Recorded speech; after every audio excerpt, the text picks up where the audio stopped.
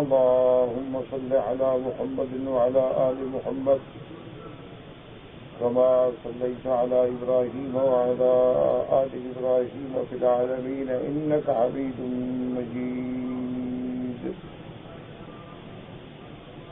قال الله تبارك وتعالى في كلامه المجيد: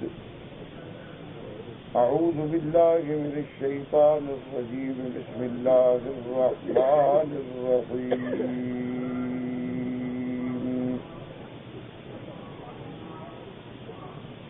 فلعلك باخع نفسك على آثارهم إن لم يؤمنوا بهذا الحديث أسفا.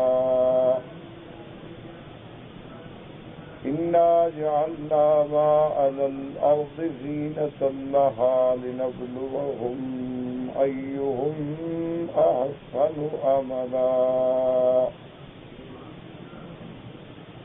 وإنا لجاعلون ما عليها صعيدا جرزا.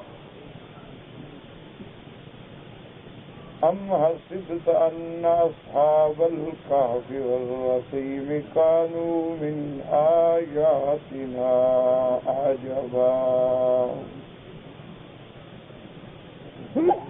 إذ أوى الفتية إلى الكهف فقالوا ربنا آتنا من لدنك رحمة وهيئ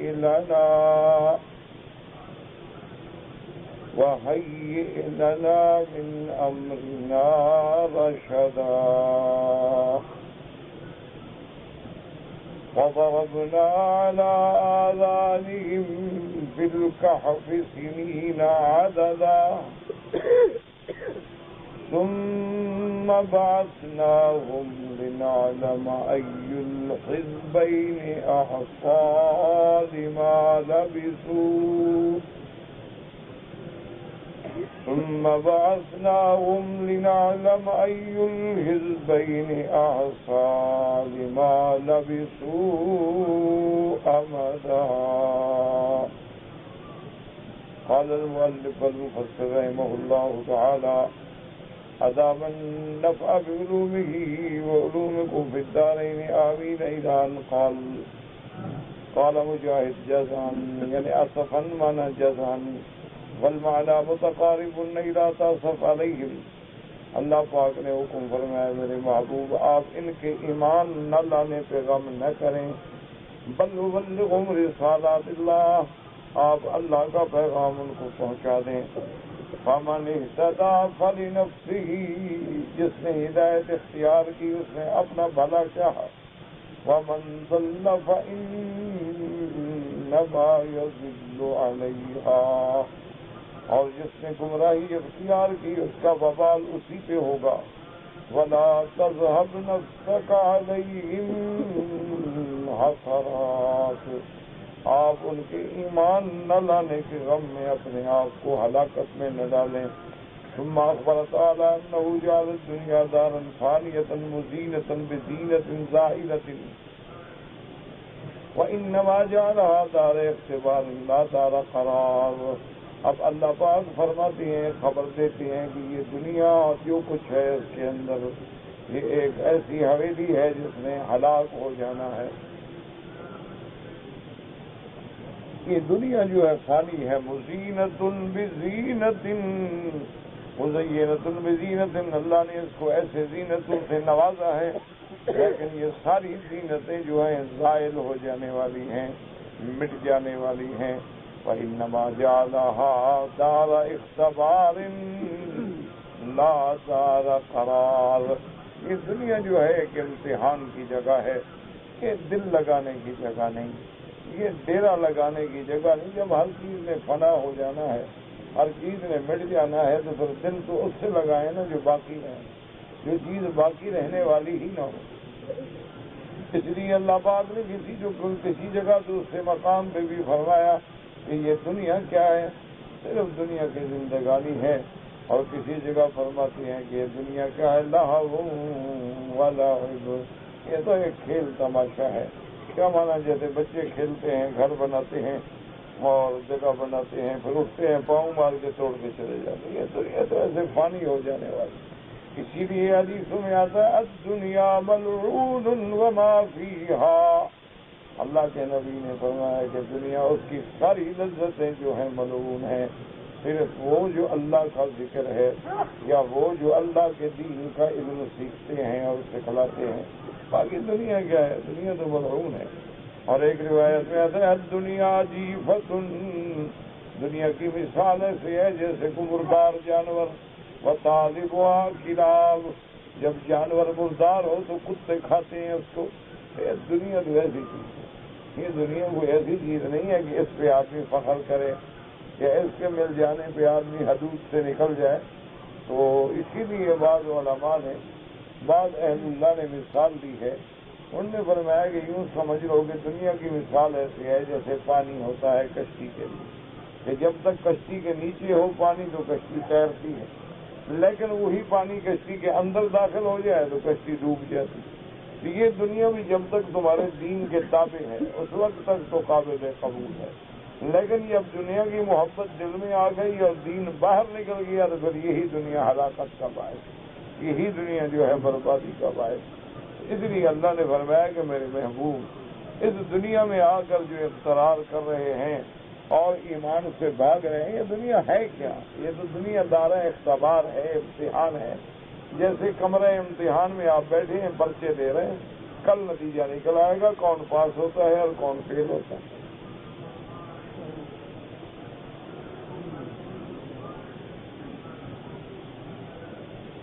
اس لیے فرمایا انا جعلنا ما علی الارض زینۃ لها لنبلوهم ایہم احسن عملا. قال قتادہ نبی نظرت نبی سعید عن رسول اللہ صلی اللہ علیہ وسلم انه قال ان الدنیا حلوۃ خضرۃ. یہ دنیا بظاہر بڑی میٹھی ہے، بڑی رونق والی ہے. وَإِنَّ اللَّهَ مُسْتَخْلَفَكُمْ فِيهَا فَنَاظِرٌ مَاذَا تَعْمَلُونَ.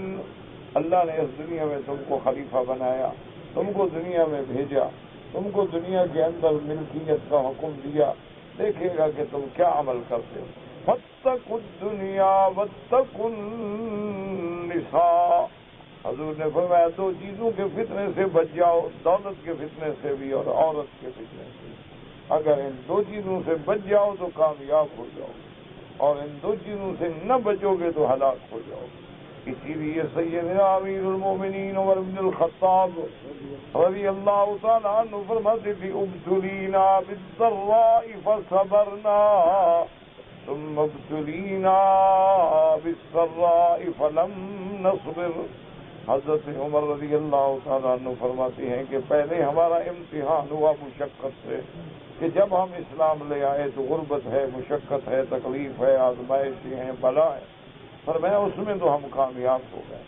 اب اللہ نے امتحان کیا کہ ہم پر دنیا کی بارش کر دی، کہ فتوحات ہو گئے، مغانم ہو گئے، ملک فتح ہو گئے. کہاں جو مکے والوں سے ڈر رہے تھے کیسر و کسرا کو پاؤں کے نیچے رونق ڈالا، پر میں اب کامیاب ہوتے ہوئے نظر نہیں آتے. بڑا خطرہ ہے کہ شاید اس میں ہم فیل نہ ہو جائیں. اس لیے علماء نے فرمایا ہے کہ اللہ اگر پیسہ دے دے، دولت دے دے اور آرام دے دے، خوبصورت بیوی دے دے، یہ بھی بڑا امتحان. پھر اس میں کامیاب ہونا جو ہے اللہ والوں کا کام ہے، ورنہ آدمی دولت اور عورت کے فتنے میں بھٹک جاتا. بڑے بڑے لوگ، بڑے بڑے پارسا، بڑے بڑے متقی لوگ جو تھے وہ بھی اس فتنے سے نہ بچ سکتے. الا قلیل من عبادی الشکور. مگر وہ لوگ جن کو اللہ تبارک و تعالی اپنی رحمت کے ساتھ ان فتنوں سے بچاتے ہیں. اسی حضور نے فرمایا فاتقوا الدنیا واتقوا النساء فإن أول فتنة بنی اسرائیل كانت في النساء. کہ سب سے پہلے بنو اسرائیل جو عذاب میں آئے، سب سے پہلے وہ جو امتحان میں آئے تو اسی عورتوں کے فتنے میں مبتلا ہو. انہیں عورتوں کے فتنے سے ان کے اندر بھی ہلاکت آئی. تو اس لیے بعض علماء نے لکھا ہے کہ بعض اوقات آدمی دولت کے فتنے سے بچ جاتا ہے لیکن عورت کے فتنے سے نہیں بچتا. عورت کے فتنے سے بچنا جو ہے اللہ کی توفیق کے بغیر ناممکن. اسی لیے اسلام نے حکم دیا ہے کہ کسی اجنبی عورت کے ساتھ علیحدہ نہ بیٹھو، کسی اجنبی عورت کے ساتھ باتیں نہ کرو، کسی اجنبی عورت کے ساتھ ٹیلی فون پہ لمبی لمبی حکایتیں اور لچھے دار باتیں نہ کرو، کسی اجنبی عورت کے چہرے پہ نظر مت ڈالو، کسی اجنبی چہرے کے، کسی اجنبی عورت کے بدن پہ غور مت کرو۔ اگر کرو گے تو بس پھر غار ہلاکت میں گر جاؤ گے، پھر اس کے بعد بچنے کا کوئی حل نہیں۔ اس لیے حضور فرماتے ہیں کہ جب کوئی اجنبی عورت اور اجنبی مرد کسی جگہ دو آدمی اکٹھے ہو جائیں تو تیسرا پھر شیطان ہوتا ہے۔ اسی طرح حضور صلی اللہ علیہ وسلم فرماتے ہیں کہ جب عورت اکیلے اپنے گھر سے نکلتی ہے تو شیطان پیچھے لگ جاتا ہے۔ تو اس لیے ہمیشہ یاد رکھیں کہ سب سے بڑا فتنہ اس دنیا میں دو فتنے ہیں، یا دولت یا عورت۔ ساری دنیا کی تاریخ اٹھا کے دیکھ لیں، جہاں فساد ہوئے، جہاں قتل ہوا، جہاں خون ریزی ہوئی، اس کے پیچھے یا دولت ہے یا عورت ہے، اس کے علاوہ کوئی چیز نہیں۔ اسی لیے حضور نے فرمایا کہ خبردار، دولت کے فتنے سے بھی بچنا اور عورت کے فتنے سے بھی بچنا۔ ثم اخبر تعالی بدیوالہا وان فنائہا وفراغہا وان قضائہا وذہابہا وخرابہا۔ اس کے بعد اللہ پاک نے خبر دی کہ میرے محبوب امت کو بتلا دیں کہ یہ دنیا جانے والی ہے، یہ دنیا مٹنے والی ہے، یہ دنیا فنا ہونے والی ہے، یہ دنیا خراب ہونے والی ہے، یہ دنیا ختم ہو جانے والی ہے۔ تو ایسی چیزوں سے دل کیا لگا رہے ہو جو خود خراب ہونے والی ہے۔ اسی لیے علماء تاریخ نے لکھا ہے کہ ہارون الرشید بادشاہ کا ایک بیٹا تھا، تو اللہ تبارک و تعالیٰ نے اس کو اولیاء اللہ میں سے بنایا، وہ اپنے وقت کا ولی، اور اس کو اپنے باپ کی شاہی سے اور دولت سے اور کسی چیز سے رغبت نہیں تھی۔ آخر وہ تنگ آ گیا اور باپ سے اجازت لے کے دوسرے ملک میں چلے گئے، اور دوسرے ملک میں جانے کے بعد وہ کیا کرتے تھے کہ ہفتے کے اندر 2 دن مزدوری کرتے تھے اور باقی دن جو ہے وہ ایام عبادت میں گزارتے، مزدوری کر کے۔ ایک بادشاہ کا بیٹا ہے، شہزادہ ہے، لیکن مزدوری کہ کسب حلال جو ہے نا، وہ لقمہ اندر جب آتا ہے نا جی، اللہ کی شان ہے کہ کسب حرام جب اندر جاتا ہے تو اندھیرے پیدا ہوتے ہیں، اور جب رزق حلال اندر جاتا ہے تو نور پیدا ہوتا ہے۔ ایک ہمیشہ یاد، حجاج بن یوسف کے بارے میں آیا ہے جو اپنی تاریخ کا بہت بڑا ظالم گزرا ہے، بلکہ اس کو کہتے ہیں کہ ظالم هذه الامہ، یعنی حضور کی امت کا سب سے بڑا ظالم، سب سے بڑا ظالم شخص جو گزرا ہے وہ حجاج بن یوسف۔ تو وہ جب گورنر بن کے آیا تو آدمی بہت پڑھا لکھا تھا، بہت بڑا خطیب تھا۔ آپ حیران ہوں گے کہ دنیا میں 4 نمبر کا خطیب تھا حجاج، اتنا بڑا تھا۔ یعنی سب سے پہلے سیدنا محمد مصطفیٰ صلی اللہ علیہ وسلم، اس کے بعد سیدنا ابو بکر، سیدنا علی، اور 4 نمبر پہ حجاج، اتنا بڑا تھا۔ یہ جو آپ قرآن شریف پڑھ رہے ہیں نا، یہ آراز زبردیر سارے حجاج نے ہی تو لگوائے، ورنہ ہم عجمی لوگ جو تھے پتہ نہیں کیسے قرآن پڑھتے ہیں، ہمیں تو پتہ ہی نہیں لگتا نا زبر ہے یا پیش ہے۔ یہ سارے اعراب جو ہیں اس کے حکم سے لگائے۔ اتنا بڑا عالم بھی تھا، خطیب بھی تھا، اللہ کی شان ہے، ظالم بھی۔ تو بہرحال حجاج کو اس نے پوچھا کہ بھائی اس شہر میں کوئی اچھے لوگ اللہ والے بھی ہیں؟ لوگوں نے بتلایا کہ جی 2-3 بزرگ ہیں، وہ فلاں جگہ ایک چھوٹا سا پرانا بوسیدہ مکان ہے، مسجد ہے، وہی رہتے ہیں، وہی ہے، معلوم ہوتا ہے اللہ والے، اور ان کی دعا جو ہے نا وہ بڑی جلدی قبول ہوتی ہے، جب دل سے کسی کے لیے دعا کر دیتے ہیں تو کام ہو جاتا ہے۔ حجاج نے کہا دعوت دو، سب کو دعوت پہ بلایا گیا، وہ نہ آئے۔ تو حجاج نے پوچھا کہ بھی ہاں وہ فقراء جو ہیں وہ آئے ہوئے ہیں دعوت؟ انہوں نے کہا جی وہ نہیں آئے۔ انہوں نے کہا اچھا پھر دعوت دو، پھر دعوت دو، آخر ایک دفعہ مجبور ہو کے وہ آ گئے۔ تو جب انہوں نے دعوت وغیرہ کھا لی، کھانے سے فارغ ہو گئے، تو حجاج سے کہا بھی تمہارا شکریہ، تم نے ہمیں دعوت دی ہے۔ ہم تو فقیر لوگ ہیں، ہمارے بس میں تو کوئی طاقت تو ہے نہیں، کوئی کام ہو تو بتلاؤ۔ اس نے کہا میرا کام ہو گیا۔ وہ حیران ہوئی کیسے ہو گیا؟ اور نے کہا میں نے سنا تھا کہ تمہاری دعائیں بڑی منظور ہوتی ہیں، میرا کھانا کھانے کے بعد اب نہیں ہوں گی منظور، جاؤ مزے کرو، اب جو میرے خلاف دعائیں کر سکتے ہو کرتے۔ یہی تو وجہ ہے نا کہ آج مولوی بزرگ سب ٹکرے مار رہے ہیں، دعا منظور نہیں ہوتی۔ یہی تو وجہ ہے نا میرے عزیز کہ جب اندر ایک لقمہ حرام کا آ گیا بات ختم ہو۔ اور ہمارے اندر تو ایک لقمہ نہیں، مقصد ہے کہ پوری فیکٹری حرام کی لگی ہوئی ہے۔ پتہ ہی نہیں کہ زکوٰۃ ہے، صدقات ہیں، خیرات ہے، ہدایہ ہیں، جو آیا بس ٹھیک ہے، جزاکم اللہ خیر الجزا جیب میں ڈالا، پیر مولوی صاحب عدم کر گئے۔ انا للہ و انا الیہ راجعون۔ یہ پہلے علماء تھے، ان میں احتیاط تھی، ان میں تقویٰ تھا، علماء میں ایک ایک ڈھیلے کا، ایک ایک پیسے کا کیا۔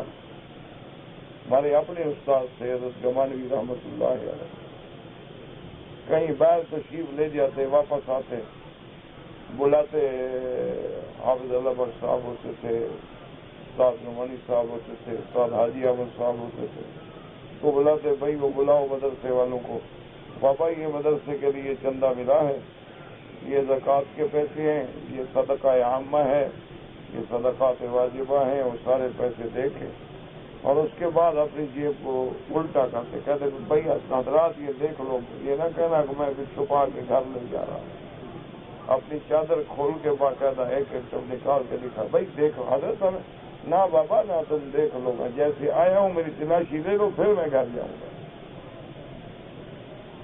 تمہارے دل میں خیال نہ آ جائے کہ میں تمہارا پیسہ لے کے اندر گیا۔ الحمدللہ انہوں نے فرمایا کہ میں تو نہیں کھاتا ہوں حرام، لیکن تمہارے دل میں استاد کے خلاف خیال آئے گا تو تم بلا وجہ خواہ اللہ کے عذاب کا شکار ہو۔ اس لیے یہ احتیاط اب کہاں ہے میرے عزیز؟ اللہ اکبر، اللہ اکبر۔ اللہ تبارک و تعالی، میں نے زندگی میں ایک دفعہ رات کو جلسے پہ بلایا تھا، میں گیا تھا، تو اپنے گھر میں مہربانی کی فرمایا کہ میرے کمرے میں میرے بستر پہ سو جاؤ، اب تھوڑا سا وقت رہ گیا ہے، میں مسجد چلا جاتا ہوں۔ تو ہمارے استاد کے گھر میں وہی ایک بستر تھا، وہ بستر کیا تھا، ہم تو لوگ اس کو رلی کہتے ہیں، لوگ گندی بھی کہتے ہیں، رلی بھی گئے، پرانی سی رلی بچھی ہوئی تھی، ایک پرانا سا سرانا پڑا ہوا تھا، اور یہ حضرت کا، اور ایک رلی تھی جو اوپر پہن لیتے تھے رضائی کے بجائے، یہ حضرت شیخ کا بستر تھا، ایک کمرہ۔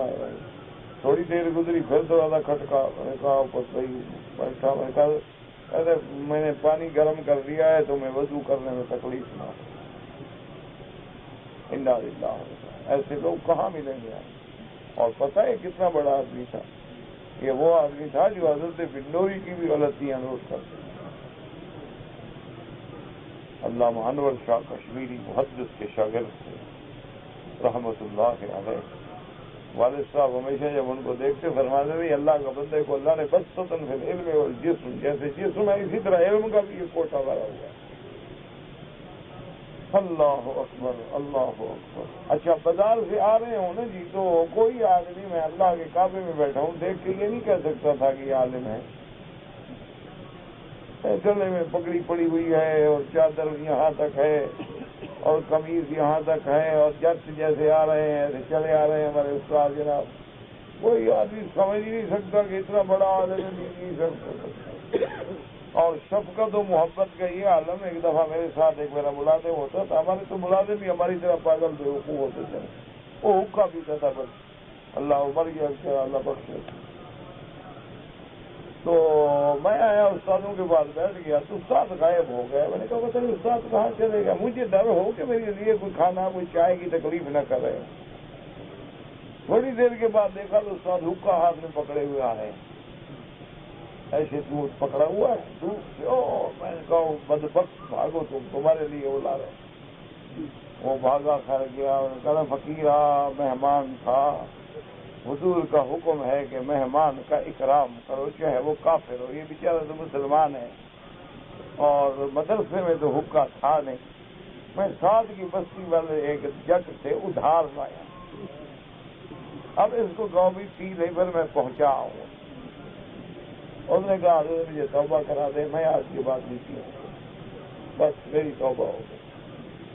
اس طرح لوگ اصلاح کرتے، اللہ ان کی قبروں پہ کروڑوں رحمتیں فرمائے۔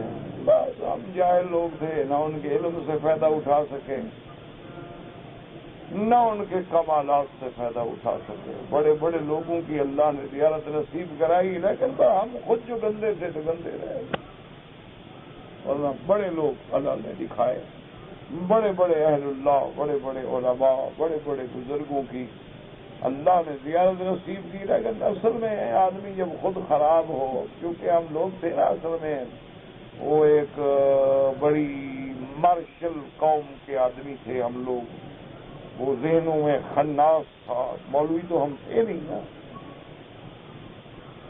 یہ جو مسئلہ تھا نا وہ پھر ہمارے لیے وہ ترقی میں رکاوٹ بن گیا، نہ ہم عالم بنے، نہ اچھے بنے، نہ عابد بنے، وہی کے وہی رہے، بس وجہ سے پاگل تھے۔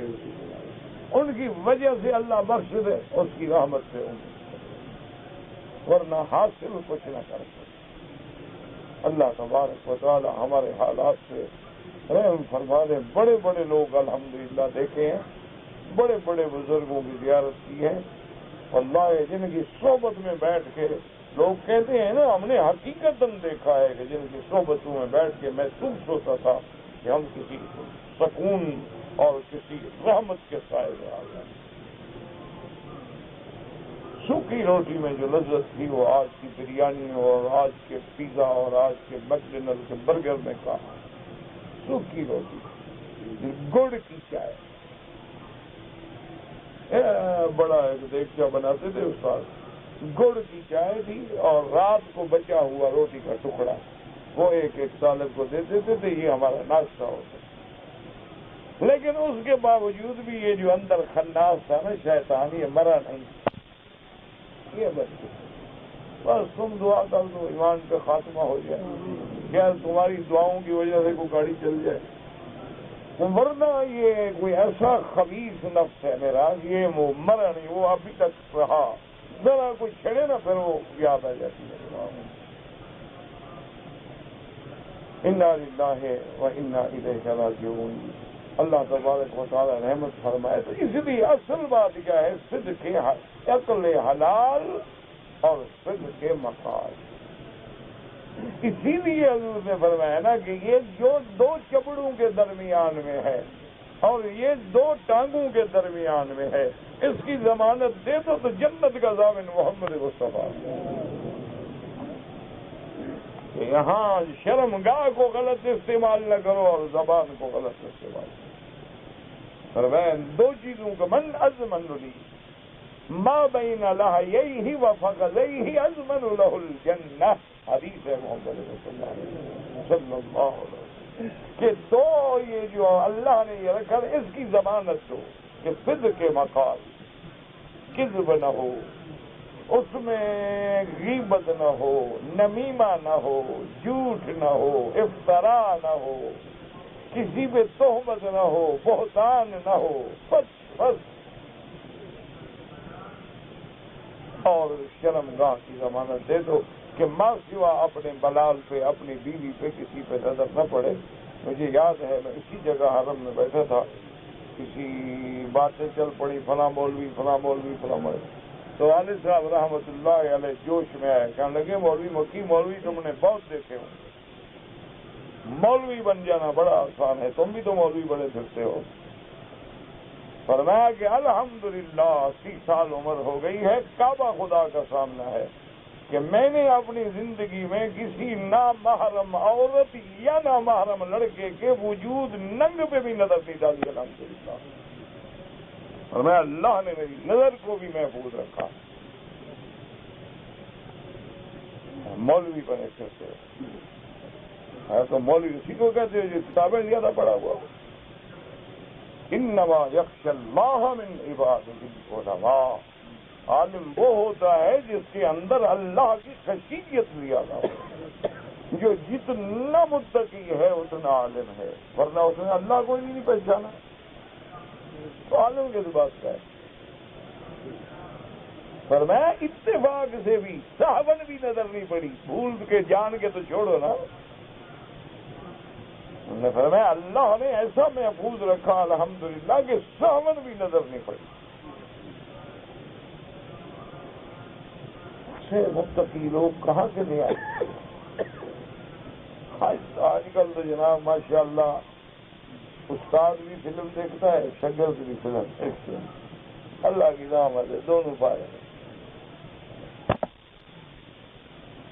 فرق ٹائم کا ہوگا، کوئی 1 گھنٹہ دیکھتا ہوگا، کوئی 2 گھنٹے دیکھتا ہوگا، کوئی چھپ کے دیکھتا ہوگا، کوئی ڈھیٹ بن کے سب کے سامنے دیکھتا ہوگا.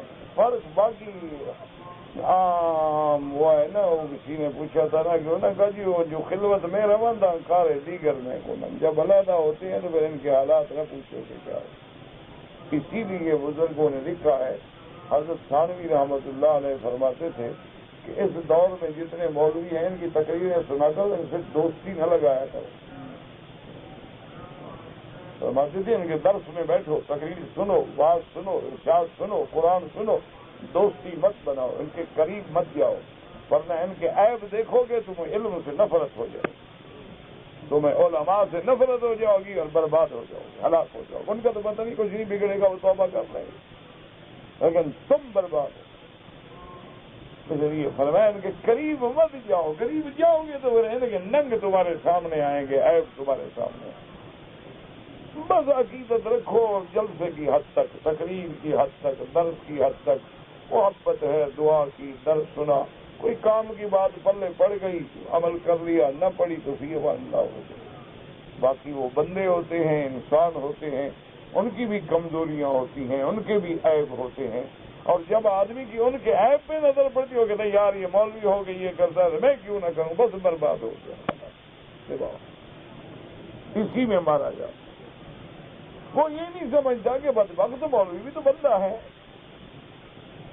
مولوی فرشتہ ہوتا ہے، مولوی معصوم الخطا ہوتا ہے، مولوی کا پیٹ نہیں ہوتا، مولوی کو پیسوں کی ضرورت نہیں ہوتی، اس کی آل اولاد بیوی بچے نہیں ہوتے، اس کی ضروریات نہیں ہوتی، اس کے اختلافات دوستی دشمنی نہیں ہوتی، بندہ ہے. اس لیے ہمیشہ بس دور کا جو سلام ہے نا یہ بہت اچھا ہے، بس السلام علیکم، اس میں محبت بھی رہتی ہے، عقیدت بھی رہتی ہے. اسی لیے مجھے والد صاحب فرماتے تھے کہ بیٹا جو پڑھنے آئے نا کبھی دوستی نہ رکھو شاگرد سے. اللہ کا شکر ہے مجھے کسی کا نام بھی نہیں آتا الحمدللہ ثم الحمدللہ. جو بہت زیادہ کوئی قریب ہو نا اس کو بھی ٹیلی فون کر کے میں نے اگلے دن سے پوچھ رہا تھا بھی تمہارا نام کیا ہے، پتہ ایسا کہا شہید الاسلام، پتہ نہیں کیا بتایا تھا، کیونکہ ان کے نام بنگلہ دیش والوں ایسے ہوتے کوئی شہید الاسلام، زندہ شہید ہو جاتے. نام بھی ان کے عجیب ہوتے ہیں، یہ بڑی عجیب قوم ہے ماشاء اللہ. شہید الاسلام، شہید الاسلام، عبید الاسلام، وحید الاسلام، نحید الاسلام، طاہید الاسلام، مصباح الاسلام، مجیب الاسلام، عجیب عجیب نام ہوتے ہیں. ہماری تو برادری ہے نا، ہم جاتے آتے رہتے ہیں، نام سن کے عجیب ماشاء اللہ ہوتا ہے. اللہ کی رحمت ہے. بس تو اس لیے کیوں فرمایا کہ طالب آتے رہتے ہیں، بدلتے رہتے ہیں. نام پوچھو گے، تعلق بناؤ گے، جانے سے دکھ ہوگا. او یار طالب تھا کہاں گیا، بس آئے پڑھتا ہے، پڑھے نہیں پڑھتا ہے، فی امان اللہ، السلام علیکم. کبھی آئے تو خوشی محسوس نہ کرو، جائے تو غم محسوس نہ کرو. ایک جائے گا اللہ 10 اور دے گا. تم اگر کسی سے دل لگاؤ گے تو پھر تمہاری تعلیم جو ہے وہ اللہ کے لیے نہیں ہوگی، وہ دوستی میں بدل جائے گی. اس سے پھر برکتیں اڑ جاتی ہیں، زبان میں اثر ہو جائے گا. اثر تب ہوتا ہے جب آدمی اللہ کے لیے بات کرے، اللہ کی رضا کے لیے بات کرے. اس لیے حقیقت ہے الحمدللہ میں جاتا ہوں نا بہت بڑے ملکوں میں الحمدللہ تو کئی لوگ آگے ملتے ہیں، جی میں آپ کا شاگرد ہوں. میں نے کہا بھیا مجھے تو یاد ہے، جی میں نے آپ سے فلاں کتاب پڑھی تھی، فلاں سبق پڑھا تھا. میں نے کہا بیوقوفی تھی. تو میں نے کہا آپ اس سے پڑھا، اور مولوی مر گئے تھے بیوقوف آ گئے. کسی اور سے پڑھتے، کسی عالم سے پڑھتے، میرے جیسے سے پڑھنے کا کیا فائدہ؟ تو وہ بیچارے آگے بڑی محبت سے ملتے ہیں، اللہ ان کو جزائے خیر دے، لیکن میں نہیں پہچانتا کہ وہ کون ہوتے ہیں۔ تو بہرحال اب ہارون الرشید کا بیٹا ہے، بادشاہ کا بیٹا ہے، مزدوری کرتا ہے۔ جب موت کا وقت آیا اپنے باپ کو خط لکھا اور اس میں لکھا کہ یا صاحبی لا تغتر بتنعم، کہ اے میرے مہربان نے اس دنیا کے نشے میں نہ رہنا کہ کرسی، اقتدار، حکومت، تخت، تاج، کیونکہ یہ سب جانے والا ہے۔ لا تغتر بتنعم، اور آگے لکھا کہ اذا حملت الى القبور جنازۃ، کہ جب اٹھو کسی کا جنازہ اٹھتا ہوا دیکھو تو فاعلم، جان لو بانک بعدها محمول، کہ اس کے بعد اسی طرح تیرا بھی ایک دن جنازہ کندھے پہ جا رہا ہو۔ بس یہ نہیں کہ جنازہ آ گیا اللہ اللہ اکبر اللہ اکبر، نہیں، غور کرو کہ یہ بھی تو تمہاری طرح محلوں میں رہتا تھا، یہ بھی تو تمہاری طرح ایئر کنڈیشن کے بغیر نہیں سوتا تھا، یہ بھی تو تمہاری طرح گاڑیوں میں رہتا تھا، رات کا کھانا الگ اور دن کا الگ، اور یہ لنچ ہے اور یہ ڈنر ہے اور یہ بریک فاسٹ ہے اور یہ برنج ہے اور یہ پتہ نہیں کیا کیا بلائیں ہیں۔ آج کہاں جا رہا ہے اٹھا ہوا، معذور ہے، جہاں گڑے میں پھینک دو پھینک دو، کہہ نہیں سکتا یار ایسا پھینکو۔ تو ایک دن میرا بھی یہی حال ہوگا، منزل آخر کیا ہوگی؟ وہی 2 گز قبر کی زمین، اور وہ بھی اللہ جانے ملے نہ ملے۔ کتنے لوگ ہیں جن کو جانور کھا جائے، کتنے لوگ ہیں ڈوب جاتے ہیں، شارک مچھلیاں کھا جاتے، کتنے لوگ ہیں جو کریش ہوتے ہیں جہاز اور گرتے ہیں، ریزہ ریزہ ہو جاتے ہیں، جنگل میں جاتے ہیں، بوٹی جانا، کفن مل جانا، یہ بھی تو نعمت ہے نا اللہ کی، یہ بھی تو اللہ کا احسان ہے۔ تو اذا حملت الى القبور جنازۃ، جب میرے عزیز کسی کا جنازہ پڑھو تو غور کر لو کہ ایک دن اسی طرح میرا بھی جنازہ پڑھا جائے گا، اس دن اسی طرح میں بھی معذور ہو کے کندھوں پہ جا رہا ہوں گا، ایک دن میرے ساتھ بھی یہ حشر ہوگا کہ وہ میرے دوست جو میری تقریریں سن کے لاکھوں کے مجمع ہوتے تھے قبر میں اکیلا پھینک کے آ جائے، کوئی پوچھنے والا بھی نہیں ہوگا، وہاں صرف عمل ہوگا، روضۃ من ریاض الجنہ او حفرۃ من حفر النیران، اور قبر کو روشن کرنا ہے کوئی مشکل نہیں، بس اللہ کے آگے ابھی توبہ کر لو، بس توبہ کر کے اللہ کو منا لو اور پٹڑی پہ آ جاؤ، بس قبر بن گئی، کوئی مشکل نہیں، کوئی مسئلہ نہیں، کسی پیر کے پاس نہیں جانا، کسی کی خیرات کی ضرورت نہیں، پیسے کی ضرورت نہیں، نظر نیاز کی ضرورت نہیں، چڑھاوے کی ضرورت نہیں، اور کسی کو دکھانے کی ضرورت نہیں، بس اکیلے بیٹھ کے اللہ کے آگے رو پڑو، بس جب آنسو نکل پڑے اور توبہ کر کے اپنے آپ کو سیدھا کر لو، بس سمجھ لو الحمدللہ قبر میری بن گئی، اللہ کا شکر ہے، کوئی مشکل نہیں، کوئی مسئلہ نہیں۔ اس لیے فرماتے ہیں اللہ نے حکم دیا کہ میرے محبوب آپ ان کو بتلا دیں گے اس دنیا کو تو ہم نے آخر خراب کر دینا۔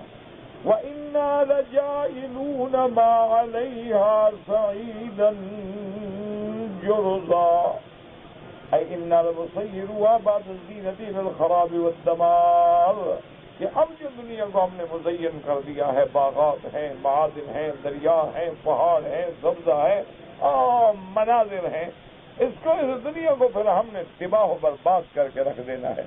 فَنَجْعَلُ كُلَّ شَيْءٍ عَلَيْهَا حَالِكًا صَعِيدًا جُرُزًا لَا يَنبَتُ وَلَا يَنتَفَعُ بِهِ، اللہ نے فرمایا کہ پھر اس کے اوپر جو چیزیں ہیں سب کی سب ہم ختم کر دیں گے، پہاڑ اڑا دیں گے، سبزے اڑا دیں گے، تمام چیزوں کو ختم کر کے بالکل ایسی ہو جائے گی کہ لا ينبت کے اب بالکل کھیتی کے قابل بھی نہیں، نہ کسی نفع دینے کے قابل ہے۔ یوم تبدل الارض غیر الارض والسماوات وبرزوا للہ الواحد القہار، اللہ نے فرمایا کہ جس دن زمین و آسمان بدل دیے جائیں گے۔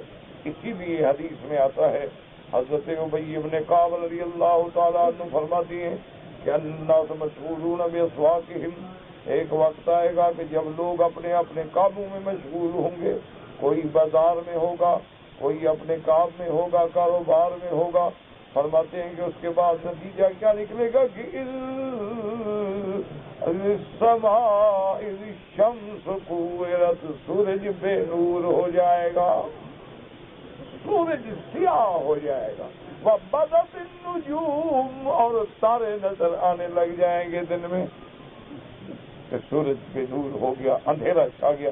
اب لوگ حیران ہو جائیں گے، کیا ہو گیا کیا ہو گیا؟ کہتے ہیں ابھی اسی حال میں کھڑے ہوں گے کہ سُيِّرَتِ الْجِبَالُ، پہاڑ اڑنے لگ جائیں گے۔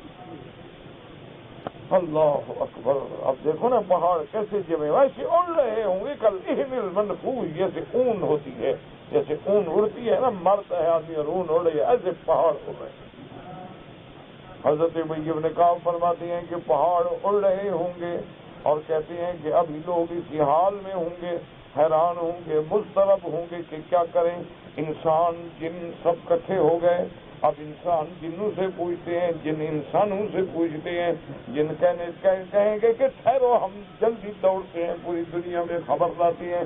اب جب جن بھاگیں گے، فرماتے ہیں کہ جب دریاؤں پہ آئیں گے، اذن نار اججت، سارے سمندر جہنم کی آگ بن جائیں گے۔ اللہ اکبر! انا للہ و انا الیہ راجعون۔ اب وہ جن بھی واپس آئیں گے، وہ جی راستہ ہی نہیں، ہر طرف سے وہ تو آ گئے۔ اس کے بعد فرماتے ہیں تو سطحت الارض، زمین ایسے پھٹ جائے گی، ساتویں زمین تک پھٹ کے چلی جائے گی، ویزا ویزا۔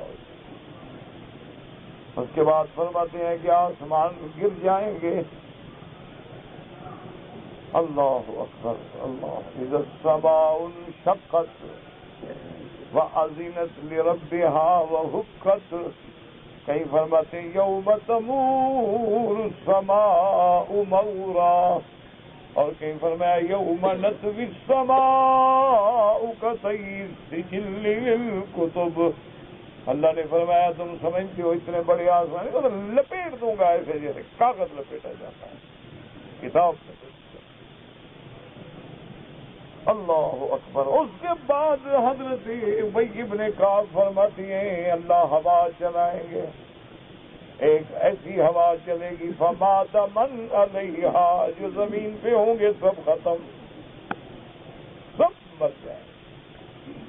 کل من علیہا فان وَيَبْقَى وَجْهُ رَبِّكَ ذِو الْجَلَالِ وَالْإِكْرَامِ۔ اس لیے مسلمانوں پہلے تیاری کر لو، پتہ نہیں کل اٹھے تو سورج مغرب سے نکلا ہوا، اللہ کو پتہ ہے۔ اس لیے سونے سے پہلے آدمی توبہ کر لے، استغفار پڑھ لے اور اللہ سے دعائیں کیا کرو، اللہم حاسبنی حسابا یسیرا۔ بی بی عائشہ نے جب سنا تو پوچھا یا رسول اللہ تو حساب تو ہوگا، پھر آسان حساب؟ اللہ میں آسان حساب یہ ہے کہ اللہ کے دربار میں پیش ہوں گے، مثل پہ نظر ڈالیں گے، جاؤ معاف کیا بھائی، بس دعا کرو کہ اللہ اسی طرح معاف فرما دے، ورنہ دنیا فنا ہونے والی ہے اور ہم اپنے دولت و عیش میں غرق ہیں۔ کما قال اللہ فی الباطن فی قول تعالی انا لجاعلون ما علیہا صعیدا جرزا یقول یہلک کل شیء علیہا ویبید، کہ جو بھی چیز دنیا میں ہے سب قابل ہلاک ہو جائے گی، یبید بنا بھی ہلاک۔ وقال مجھے صعیدا جرزا بلقاء، مانا زمین چٹھیل، بلقاء کہتے ہیں چٹھیل زمین کے کچھ بھی نہیں ہوگا، نہ درخت نہ کوئی چیز۔ وہ کون دوسرے جیسے اللہ پاک قرآن میں قاء صفصفا لا ترى فيها عوجا ولا امتا، بالکل چٹھیل زمین، نہ غار نہ پہاڑ، نہ چھپنے کی جگہ نہ بھاگنے کی۔ وقال قتادہ صعید والارض التي ليس فيها شجر ولا نبات، انہوں نے فرمایا سعید کا معنی ہے وہ چٹیل زمین جس میں درخت بھی نہ ہو، کوئی سبزہ بھی نہ ہو۔ قال ابن زید سعید والارض التي ليس فيها شيء، حضرت ابن زید فرماتے ہیں کہ سعید کا معنی وہ زمین جس میں کچھ بھی نہ ہو۔ اللہ تری الی قوله تبارک و تعالی أَفَلَمْ يَرَوْا أَنَّا نَسُوقُ الْمَاءَ إِلَى الْأَرْضِ الْجُرُزِ فَنُخْرِجُ بِهِ زَرْعًا تَأْكُلُ مِنْهُ أَنْعَامُهُمْ وَأَنْفُسُهُمْ أَفَلَا يُبْصِرُونَ۔ اللہ نے فرمایا کیا یہ بندے غور نہیں کرتے کہ کیسے ہم پانی کو بھیجتے ہیں ان زمینوں پہ جو چٹیل زمینیں ہیں، پھر ان سے ہم کھیتیاں اگاتے ہیں۔ فرمایا وقال محمد بن اسحاق انا لجائلون ما علیہا صعیدا جرزا، یعنی الارض وانما علیہا لفان وبائد، جو کچھ زمین پہ فنا ہونے والا، وان المرجع الی اللہ، اللہ کی طرف سب نے لوٹ جانا ہے۔ فلا تأس ولا يحزنك ما تسمع وترى، میرے محبوب آپ غم نہ کریں، دشمن جو کہتے ہیں جو باتیں کرتے ہیں غم نہ کریں، سب نے اللہ کی طرف جانا ہے، اور جب اللہ کی طرف جائیں گے تو پھر ذرے ذرے کا حساب ہوگا۔ وَمَن يَعْمَلْ مِثْقَالَ ذَرَّةٍ خَيْرًا يَرَهُ وَمَن يَعْمَلْ مِثْقَالَ ذَرَّةٍ شَرًّا يَرَهُ وَاللَّهُ أَعْلَمُ۔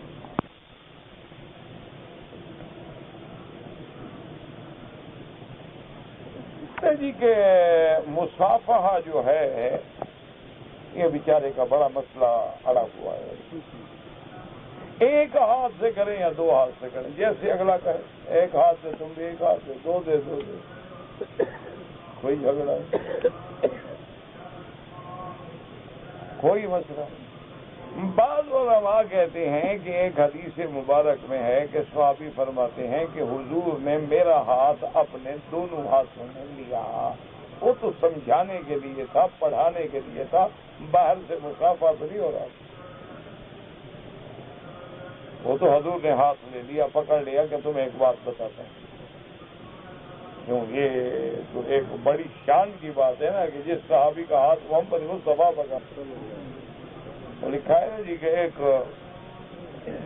کسی ملک کا راجا تھا، وہ مر گیا، اس کا چھوٹا بچہ تھا ابھی 10-12 سال کا، تو وہ جو بڑا بادشاہ تھا اس کے پاس گیا تھا کہ مجھے اپنے باپ کے تخت پہ بٹھایا جائے، وہ بادشاہ اس وقت ہاؤس میں غسل کر رہے تھے۔ بعض کہتے ہیں یہ واقعہ بھی اورنگزیب عالمگیر کا ہے، اللہ عالم۔ تو بادشاہ نے جب دیکھا کہ وفد ہے اور نوجوان بچہ ہے، بلایا کیا بات، انہوں نے کہا یہ فلاں راجے کا بیٹا ہے، ملنے آیا ہے، تو بادشاہ نے اسی طرح ہاؤس میں بیٹھے بیٹھے اس کے دونوں ہاتھ اپنے ہاتھ میں دے دیے اور کہا کہ اگر میں تمہیں ایسے کھینچ کے ابھی یہاں ہاؤس میں پھینک دوں تم غرق ہو جاؤ گے تو پھر کیا کرو گے؟ وہ بچہ ہنسنے لگا۔ بادشاہ نے کہا اس پہ حقوق لائے ہو پاگل کو؟ اس نے کہا بادشاہ سلامت میری بات تو سنیں، میرے پاگل ہونے کا فتویٰ آپ نے بغیر سنے ہوئے دے دیا ہے۔ بادشاہ نے کہا تو کیوں ہنسے؟ اس نے کہا جن لوگوں کی ایک انگلی بھی بادشاہ پکڑ لیں وہ نہیں ڈوبتے، تو تم نے تو میرے دونوں ہاتھ پکڑے ہوئے، میں کہاں ڈوبتا ہوں؟ تو بادشاہ نے کہا تو یہ دونوں ہاتھوں میں لینا یہ بڑا اعزاز ہوتا ہے، بڑا اکرام ہوتا ہے۔ تو صحابی کا ایک ہاتھ تھا، حضور کے دو ہاتھ، تو اس لیے بعض علماء کہتے ہیں کہ مسافر میں ایک ہاتھ ہو، اور احناف کہتے ہیں کہ حضور کے دو ہاتھ، تو لہذا دونوں ہاتھوں سے بھی جائز ہے۔ اصل مسئلہ میرا بھائی یہ ہے کہ یہ مستحب معاملے ہیں، اعلیٰ اولا کے معاملے ہیں، ایک ہاتھ سے کر لو جائز ہے، دو ہاتھوں سے کرو جائز ہے، سینے ملا لو جائز ہے، اور معانقہ کر لو جائز ہے، پیشانی پہ بوسہ دے دو جائز ہے، کوئی مسئلہ نہیں۔ بلا وجہ اپنے آپ کو ان مسئلوں میں نہ الجھاؤ، امت اسی میں اڑی ہوئی ہے۔ جب کافر مقابلہ کریں پوچھیں کہ ایک ہاتھ سے تو ملتے تھے کہ دو ہاتھ سے ملتے تھے، پہلے بتاؤ۔ اور خدا کا خوف کرو، کیوں اپنے آپ کو خراب کر رہے ہو اور حضور کی امت کو لڑا رہے ہو؟ نہ اب جہاں جہاں کافر حملہ کر رہا ہے پوچھتا ہے کہ تم کون ہو جناب، اہل حدیث ہو، دیوبندی ہو، بریلوی ہو، تبلیغی ہو، کون ہو؟ اس کے نزدیک تم سب مسلمان ہو بس، اور وہ اسلام کو مٹانا چاہتے ہیں اور وہ انشاءاللہ نہیں مٹے گا، یہ خود مٹانے والے مٹیا ہیں۔ یریدون لیطفئوا نور اللہ بافواہہم واللہ متم، جو مرضی آئے زور لگا لے، اسلام کو کوئی نہیں مٹا سکتا۔ اب جناب کہتا ہے جی حضور پاک قبر مبارک میں زندہ ہیں، آپ کو کیا فیصلے کے لیے مقرر کیا گیا ہے؟ نہیں، آپ مجھے بتائیں آپ کی حیثیت کیا ہے؟ اللہ نے آپ سے فیصلہ کرانا ہے کہ نبی زندہ تھے یا نہیں تھے؟ یعنی ہم 2 ٹکے کے بندے ہیں اور نبی کی زندگی اور موت پہ بحث ہو رہی ہے. نہیں، تم سے یہ سوال قبر میں پوچھا جائے گا، حشر میں پوچھا جائے گا، کیوں حضور کی امت کو لڑا رہے ہو؟ مسئلہ حیات، مسئلہ حیات، مسئلہ سما، مسئلہ کیا ہے؟ خدا کا خوف کرو، اللہ تبارک و تعالیٰ سے ڈرو، اللہ کی مخلوق کی اصلاح کرو، ان کو نمازی بناؤ، ان کو روزے دار بناؤ، ان کو گناہوں سے بچاؤ، ان کو منکرات سے بچاؤ، ان کو معروفات پہ لاؤ، ان کو حلال کھانا سکھاؤ، حرام کھانے سے بچاؤ.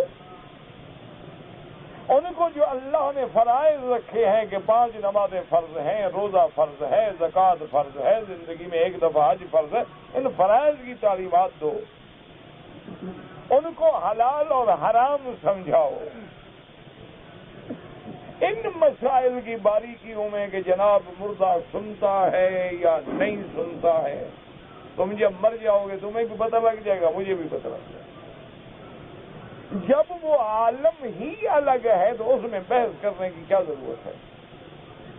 اب قرآن میں ہے کہ عالم ارواح میں اللہ نے حضرت آدم علیہ السلام کی پشت سے قیامت تک جو اس کی اولاد پیدا ہوگی ساری ذریت کے ارواح نکالے. اب سمجھ سکتے ہو کتنے روح آدم علیہ السلام کی پشت میں کھڑے تھے، کتنی بڑی پشت تھی. وہ بابا چاہے وہ ارواح بالکل چھوٹے کا ذر بھی ہوں، یعنی بالکل چیونٹی سے بھی چھوٹے ہوں، لیکن قیامت تک کتنی مخلوق ہوگی. وہ کیسے تھے؟ لیکن آمنا،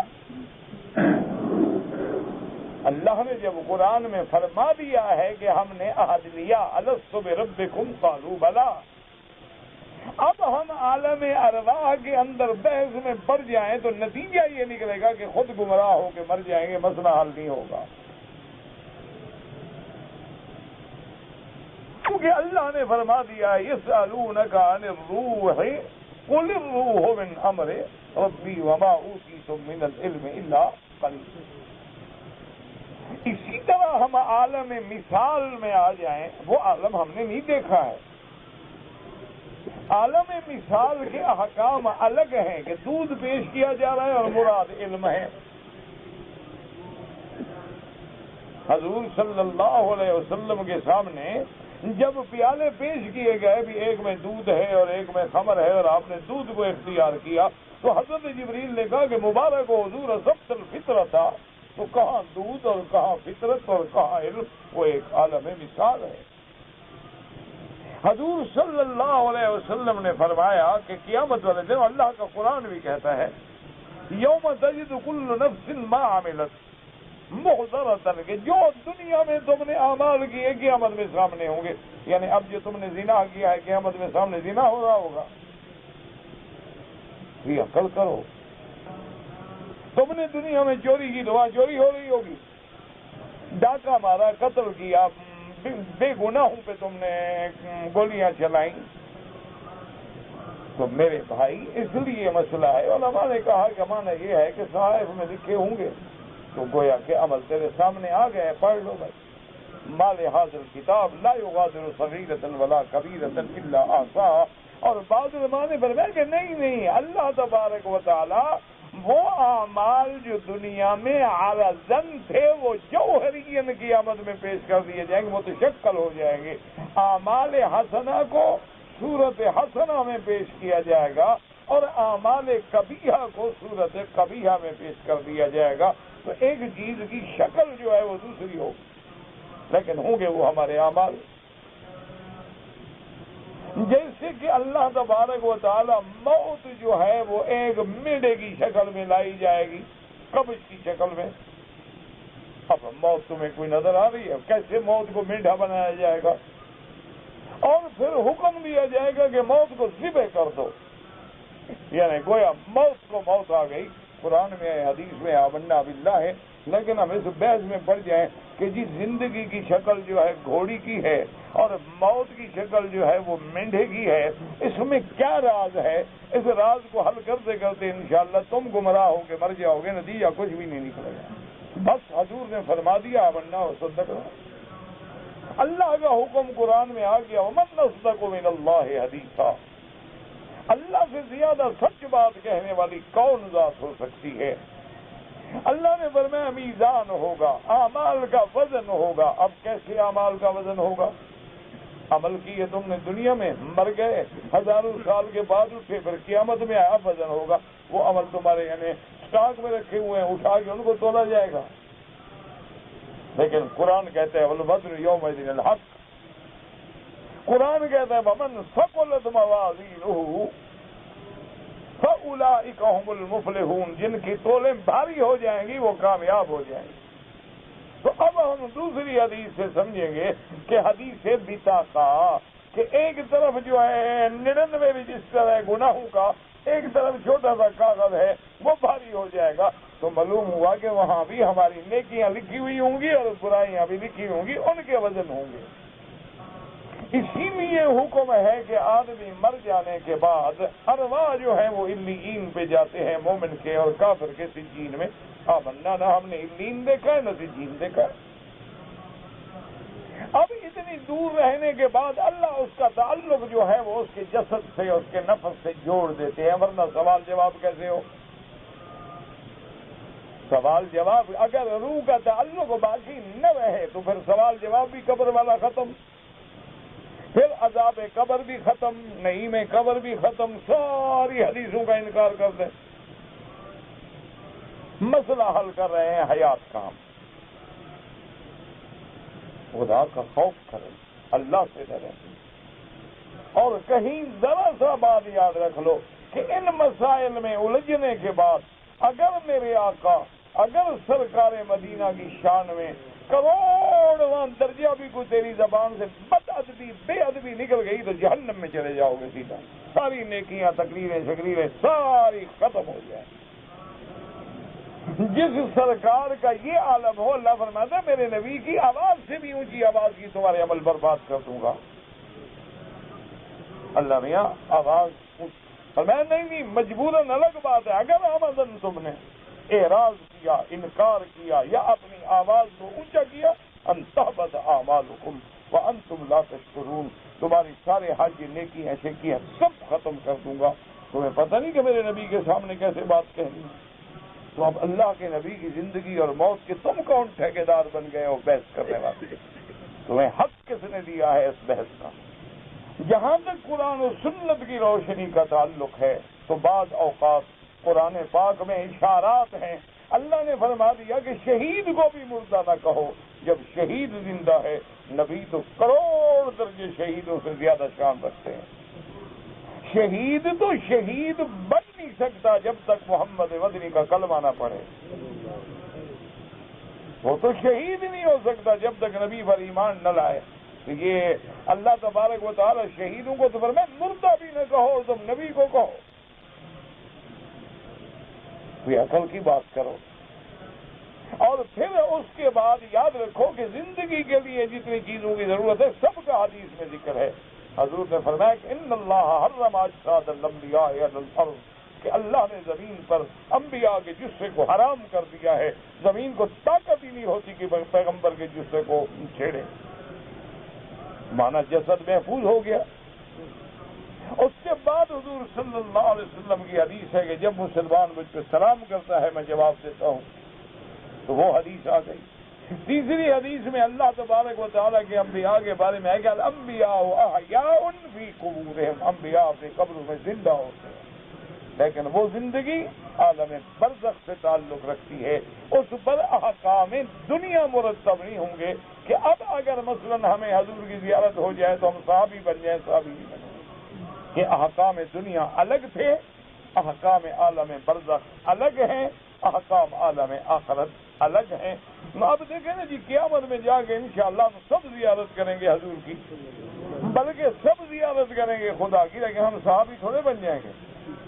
حالانکہ وہ تو اخروی زندگی ہے، حضور موجود ہوں گے، اپنی امت کو ملیں گے، امت کو پہچانیں گے، حضور کے ہاتھوں سے حوض کوثر ملے گا، سب ملے گا، الحمدللہ شفاعت ہوگی، لیکن صحابی تو نہیں بن جائیں گے، کیونکہ اس کا تعلق عالم دنیا سے تھا اور وہ حاضری جو ہے وہ عالم آخرت کی ہے۔ تو لہذا ان مسائل میں نہ الجھو اور نہ حضور کی امت کو لڑاؤ۔ اللہ تم پر بھی اور ہم سب پہ رحمت فرمائے۔ اللہ کے نبی کی امت کو جمع رہنے دو، ان مسائل کو اللہ کے حوالے کر دو۔ اللہ تبارک و تعالیٰ کے قرآن اور حدیث سے جتنا سمجھ آتا ہے آمنا، جو باتیں سمجھ نہیں آتی وہ بھی آمنا۔ ہمارا عقل ناقص ہو سکتا ہے لیکن فرمان خدا اور رسول غلط نہیں ہو سکتا۔ سی بات ہے، بالکل حضور کی امت کو اتفاق، کبھی سما پہ لڑاتے ہو، کبھی حیات پہ لڑاتے ہو، کبھی تصوف پہ لڑاتے ہو، کبھی مسافے پہ لڑاتے ہو، کبھی تم آمین پہ لڑاتے ہو۔ کیا کر رہے ہو؟ کہاں لے جا رہے ہو حضور کی امت کو؟ واعتصموا بحبل اللہ جمیعا ولا تفرقوا، بالکل عصبیتیں دل سے نکال دو، بغض و عناد نکال دو۔ اگر ایک آدمی کی رائے تیرے خلاف ہے کہو بھائی جزاک اللہ خیرا، ہو سکتا ہے وہ حق پہ ہو اور میں غلطی پہ۔ بڑے آرام سے اس کو بزرگوں نے کہا ہے کہ بھائی تم کسی کو چھیڑو نہیں اور اپنا مسلک چھوڑو نہیں، بلا وجہ سر پھٹول نہ کریں اور لڑائیاں نہ کریں اور ان مسائل میں اپنے آپ کو نہ اب دیکھیں نا جی، انبیاء کی تو بڑی شان ہے، اولیاء کی تو بڑی شان ہے، اور صدیقین کی تو بڑی شان ہے۔ اللہ سنوائے تو مردہ پرندے سن لیتے ہیں۔ اللہ نے حکم نہیں دیا ابراہیم علیہ السلام کو جب انہوں نے کہا کہ اللہ میاں کیسے زندہ کریں گے؟ اللہ نے حکم دیا خذ اربعۃ من الطیر، 4 پرندے پکڑو، ان کو قتل ذبح کرو، ان کے ٹکڑے ٹکڑے کر دو، گوشت ملا دو، پھر گوشت ملا کے تقسیم کر کے ثم جعل علی کل جبل منہن جزءا، ہر پہاڑ پہ جا کے تھوڑا تھوڑا گوشت رکھ دو، ثم ادعوہن، اب بلاؤ ان کو، جب بلاؤ گے تو دوڑ کے تمہارے پاس آ جائیں گے۔ بلایا، سنا تو آئے کہ نہیں آئے؟ سنا نہیں تو ایسے بھاگ کے آ گئے۔ یہاں تو مردہ پرندے سن رہے ہیں، تو اللہ کا قرآن ہے۔ اور اللہ نہ سنائے تو اللہ نے فرمایا میرے نبی سواء علیہم اانذرتہم ام لم تنذرہم لا یؤمنون، یہ جو زندہ لاشیں ہیں نا، ان کو سناؤ نہ سناؤ برابر ہے، یہ ایمان نہیں لے آئے۔ اور یاد رکھو قرآن میں جہاں زندہ اور مردہ کا معاملہ ہے وہاں مومن اور کافر مراد ہے، یہ تمہاری مردے کی بحثیں نہیں ہیں وہاں۔ اب من کان میتا فاحییناہ، اللہ نے فرمایا کہ دیکھو جو مردہ ہے ہم نے اس کو زندہ کیا۔ کیا مانا؟ کافر تھا، اسلام نصیب ہو۔ کہتے جی کہ عصر کی نماز سے لے کر عشاء کی نماز تک عورتیں بچوں کو لے کر حرم میں آتی ہیں، پھر مل بیٹھ کے دنیا جہان کی باتیں کرتی ہیں، تو ان کو میں روکنے جاؤں؟ کیا خیال ہے آپ؟ نہیں، جو عورتیں آتی ہیں میں ان کو روکنے جاؤں؟ تم مر گئے ہو، تمہاری غیرت کہاں گئی ہے؟ اپنی اپنی عورتوں کو روکو، اپنے اپنے گھر والوں کو سمجھاؤ۔ یہ کوئی مولوی کا کام تو نہیں ہے، میں کچھ ٹھیکیدار تو نہیں کہ تمہاری عورتوں کو روکتا پھروں۔ پہلے تو اپنا ایمان خراب کرو نا تمہاری عورتوں کو دیکھ کر۔ تمہاری ذمہ داری ہے کہ اپنی بیٹیوں کو، بہنوں کو، گھر والوں کو سمجھاؤ بھئی حرم جانا ہے تو بکواس کرنے مت جاؤ، قرآن پڑھنے کے لیے جاؤ، طواف کے لیے جاؤ، عبادت کے لیے جاؤ۔ اگر وہاں جا کے ایک دوسرے کو سنگار اور میک اپ اور لباس دکھانا ہے تو انارکلی نہیں ہے، بیٹھی رہو گھر میں۔ تو جہاں تک نماز کا ثواب ہے وہ گھر میں افضل ہے حرم سے۔ کا کام ہے، مولوی کیا کریں بیچارے؟ دکان ہے، مجھ کو تنگ کرتے ہیں، مجھ کو مجبوراً رشوت دینا پڑتا ہے۔ مجبوراً دینا پڑتا ہے تو لینے والا ظالم ہے، اس پہ گناہ ہوگا، تم پہ نہیں ہوگا۔ اگر تم بھی فائدہ اٹھا رہے ہو رشوت دے کر تو انشاءاللہ تم بھی ساتھ ہو۔ الراشی والمرتشی کلاہما فی النار، حضور نے فرمایا پھر دینے والا بھی اور لینے والا بھی دونوں جہنم میں۔ چھوڑ دو وہ کام جس میں تنگی ہے، اللہ اور کوئی رزق کا بہانہ بنا دے گا، ضروری رشوت دینی ہے۔ کہتے ہیں جی کہ میرے محلے کا، میں اپنے محلے کا بڑا ہوں، میرے پاس ایک فیصلہ آیا، میں نے حق پہ فیصلہ کیا، اس کے بعد اس نے مجھے کچھ ہدیہ دیا، بالکل حرام ہے لینا آپ کے لیے، وہ خیرات کر دو۔ پہلے کیوں نہیں ہدیہ دیا حضرت کو؟ یہ فیصلے کے بعد جو ہدیہ دیا ہے یہ نوع من الرشوہ ہے۔ ایک عورت حمل میں فوت ہو گیا، ہاں بالکل، اس کے لیے بہت بڑا اجر ہے، بہت بڑا ثواب ہے، اور بعض روایات میں ہے کہ اللہ شہید کا اجر دیں گے، لیکن وہ شہید الگ ہے جو اللہ کے راستے میں شہید ہوتے، یہ تو نام ہے ملانے کے لیے۔ کہتے جی کہ آپ کو کبھی ٹی وی پہ نہیں دیکھا، اچھا ہوا، شکر کرو، اللہ پاک رحمت کرے گی۔ نمازی کے آگے گزرنا بالکل گناہ ہے، قطعاً نہ گزریں، کھڑے رہیں، انتظار کریں، اور اگر مجبور ہو کے گزرنا پڑے تو سجدے کی جگہ سے دور ہو کے گزریں۔ ایک آدمی نے بیوی کو 3 طلاق دے دیا، حنفیوں کے نزدیک تو کام پکا ہو گیا، ان کے نزدیک تو کوئی گنجائش نہیں۔ باقی کوشش کرو، کسی دوسرے ہو سکتا ہے کہ دارالفتاء میں تمہارے لیے کوئی اللہ راستہ نکال دے۔ شریع میں باب کعبہ پر کوئی فضیلت ہے؟ ہاں، یہی فضیلت ہے کہ اللہ کے گھر کا دروازہ ہے بس، یا اس کے ساتھ مقام ملتزم ہے اسی طرح، اور حتیم کے اندر ہے میدان رحمت، وہ کعبے کے اندر کا حصہ ہے۔ بچے کو کینسر ہے، اللہ شفا عطا فرمائے، اور اللہ ہر بیمار کو شفا عطا فرمائے۔ تم ہمارے لیے دعائیں کیا کرو، اللہ ہمیں، ہماری اولادوں کو، نسلوں کو، آپ کی اولادوں کو، نسلوں کو سب ظاہری، باطنی، روحانی، جسمانی، نفسانی بیماریوں سے بچائے۔ آج کل تو ایسی بیماریاں ہیں جو سمجھ بھی نہیں آتی، بس اللہ بچا سکتے ہیں۔ اس لیے حضور کی ایک دعا ہے، یاد کر لو، اللہم انا نعوذ بک عن البرص والجذام وَأَنْ سَيِّئِ الْأَسْقَامِ، کہ یا اللہ ہمیں برص اور جذام سے اور ہر بری بیماری سے بچا۔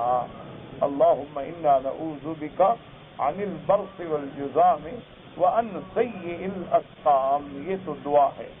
اچھا، اور اسی طرح علماء نے، بزرگوں نے یہ بھی لکھا ہے کہ آدمی جو ہے جب بھی موقع ملے، اللہ کا نام ہے نا، یا مالکو، یا مالکو، یہ پڑھتا رہے اور دعا کرتا رہے، کیونکہ جب مالک ہی اپنے مملوک کا، اپنے غلام کا خیال رکھے گا نا، اور کون خیال رکھے گا؟ تو جب اس کی کثرت کرتا ہے تو اللہ بیماریوں سے بچا لیتے ہیں۔ یہ خریداری کے لیے جاتے ہیں تو دکاندار ہمیں 5-10%، وہ حرام ہے بالکل۔ کوئی نے جو مسجد میں آیا، خطبہ تو سن لیا لیکن وضو ٹوٹ گیا، نماز نہیں پڑھ سکتا، جا کے وضو کرے، جمعہ مل جائے ٹھیک ہے، نہ ملے بعد میں ظہر پڑھے۔ 4 مہینے سے زیادہ پردیس رہ سکتے ہیں، کیوں نہیں رہ سکتے؟ باقی گھر کے معاملات خود طے کرو۔ ربنا تقبل منا انک انت السمیع العلیم وتب علینا انک انت التواب الرحیم۔